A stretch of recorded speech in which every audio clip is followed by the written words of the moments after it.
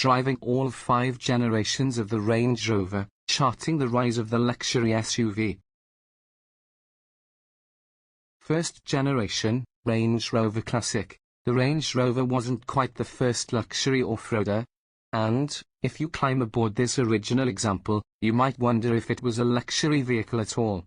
Well, the luxury is something deep down, not the superficial signs.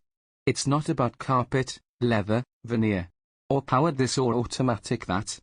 The 1963 Jeep Wagoneer, which actually was the first luxury off-roader, had those. Not the Range Rover, not at first.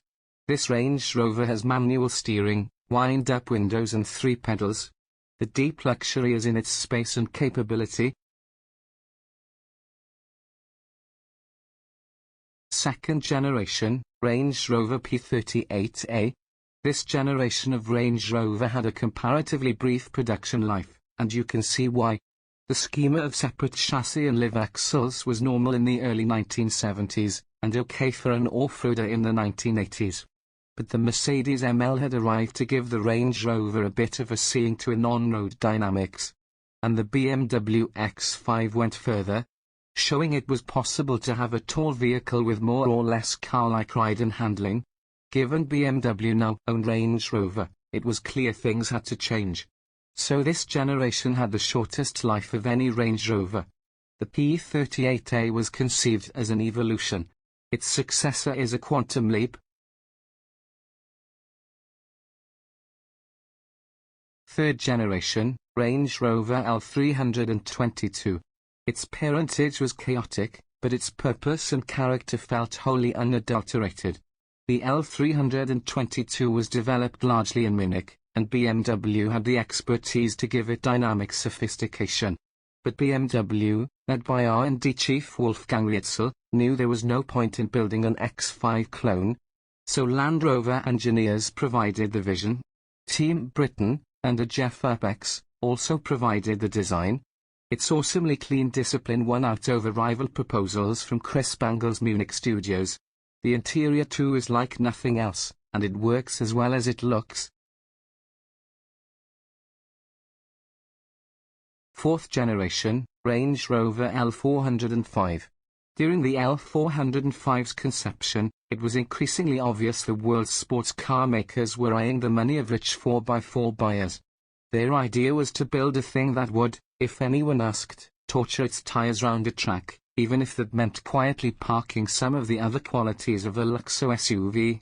Porsche, Mercedes-AMG and BMW M were in there. Maserati, Lamborghini and Aston Martin had signaled their intentions. These were the elephants on a circuit. Jaguar Land Rover had other vehicles for that job, the fastest versions of the Range Rover Sport and F-Pace. The L405 Range Rover went the other way. Too much sportiness poleaxes a 4x4's abilities in the 2 dimensions that make a Range Rover so distinctive. On-road comfort and off-road traction.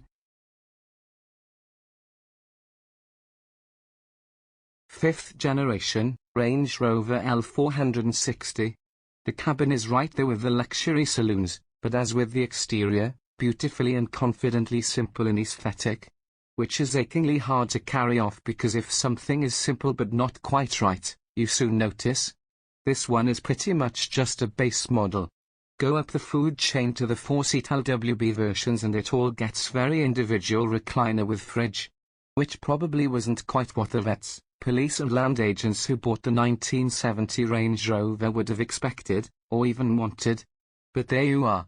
It started as a great vehicle that luxury car buyers people began to treat as a luxury vehicle, first in Britain and then across the world. Here we are with 53 years of luxury having been added to suit those buyers.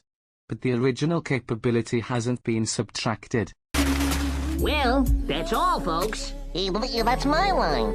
Step aside, babe. Let a star do this. That's all! That's all, folks!